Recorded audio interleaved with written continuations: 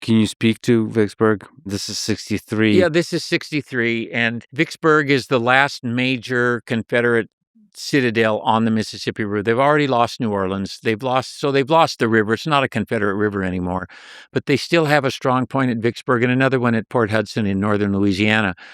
Grant has been operating against Vicksburg since the winter of 62, and he's finally, through a series of trial and errors and failures, he's finally found a way that he thinks he can get to the city. He takes great risks. He crosses the Mississippi River after having the Union Navy run past all the batteries, the artillery batteries there at Vicksburg, and he invests the city from the east.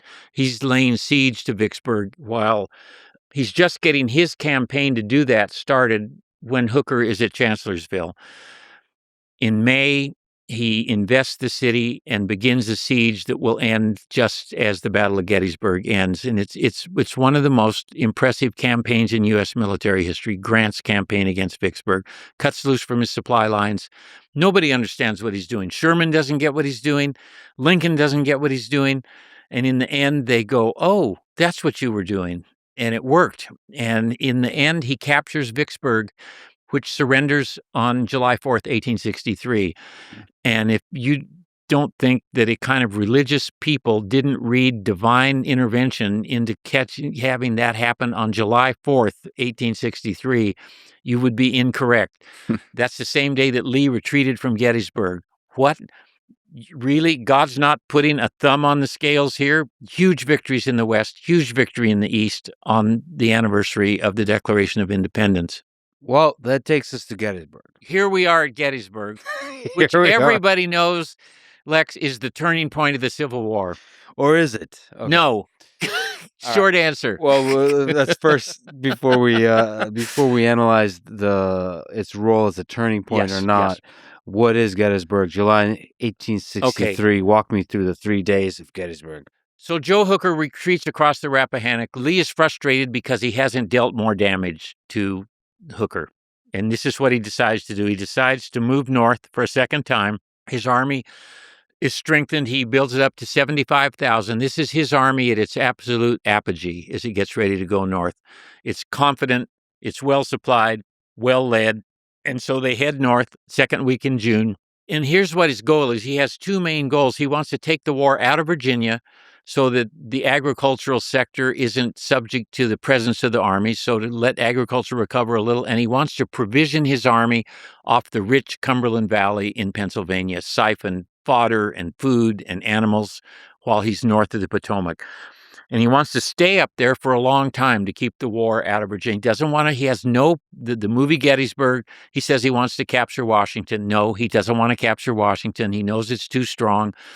He has no idea of doing that, but he knows he'll pull the Union Army after him and simply reorient the war. And he knows it'll be bad politically for Lincoln if he's actually operating in the United States. So off he goes to the north. He gets north of the river.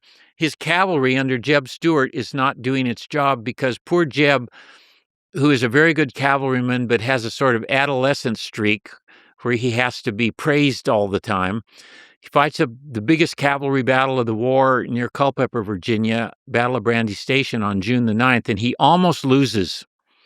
And it hurts his little feelings.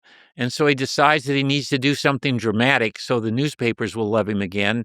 And he decides to ride all the way around the Army of the Potomac, which he did when McClellan was in command. It's easier to do it when McClellan's in command because he's never moving. He decides he'll do it again here. And just as he gets east of the Army of the Potomac starts to move north. And so Stuart is trapped and he can't communicate with Lee. So Lee doesn't know what's going on because his cavalry isn't doing its job. He spreads his army across southern Pennsylvania and then finds out from a sort of civilian spy, guy named Harrison, that the Army of the Potomac is actually following him and is much closer. And Lee, at the end of June, orders his army to concentrate near Gettysburg and not to bring on a battle. And they concentrate, most of them come together. There's a little clash on June the 30th, but on July the 1st, the armies make contact to the west of Gettysburg in a meeting engagement, and more troops coming on each side. It builds into what turns into the 3-day biggest battle of the Civil War. It's not something Lee had planned. And it wouldn't have happened if his cavalry had been doing its job, but they weren't. And so here they come, and there's a battle that goes for 3 days.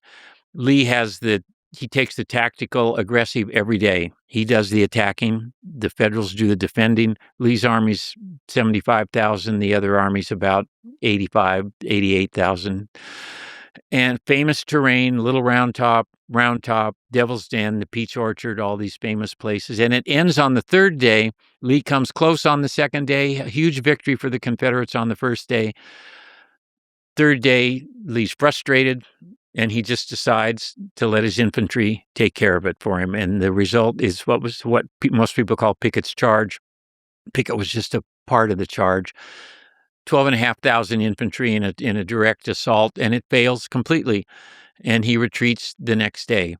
I think you can draw a straight line between May the 3rd at Chancellorsville, when his infantry fought their way together, and July the 3rd at Gettysburg. He admits it to us. He writes letters to both his wife and Jefferson Davis saying, I asked too much of my infantry. No fault is on them. All the fault is on me.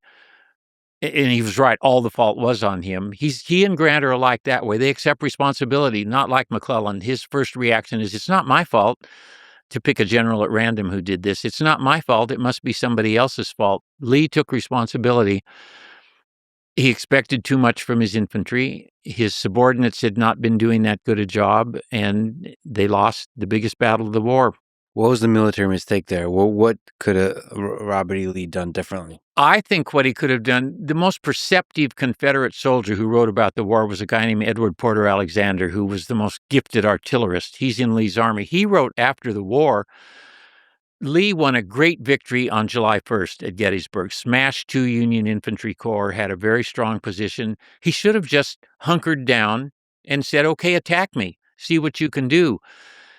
He didn't do that. He almost certainly would have won the battle if he had done that, but this is where his aggressiveness gets him in trouble. He was pushing for a more aggressive, more decisive outcome right then, and he ended up he lost probably 25,000 men at Gettysburg, at least a third of his army. More than that, he went across the river, went across the Potomac with 52 generals in his army. 17 of them became he lost a third of his entire corps of generals killed, wounded, or captured in the Gettysburg campaign. It's a really bloody, costly campaign for him, and he ends up retreating back into Virginia. And Lincoln is at first very happy about it. There's yet another general in command on the Union side. Hooker's gone. A guy named George Meade is in, and Meade does what McClellan did after Antietam. He lets Lee get away, doesn't really harass him, and Lincoln is beside himself with disappointment. He writes a letter to Meade, thanks him for his great victory, and then says, you've let him get away. The war is going to continue indefinitely, says Lincoln. Then he doesn't send a letter. He writes it but doesn't send it to Meade. But he gets another guy to tell Meade what's in it. So a guy named Halleck, who's the general-in-chief at that point. Lincoln certainly did not think Gettysburg was the great turning point of the war. He probably thought it should have been, but it wasn't, because Lee got away with his army intact. And after the battle, Lee said, he said, they lost a lot too, and there's not going to be another big battle. He said they'll be as quiet as a sucking dove for 6 months. Yeah. And in fact, it's 10 months before there's another big battle in the Eastern Theater, till Grant gets there.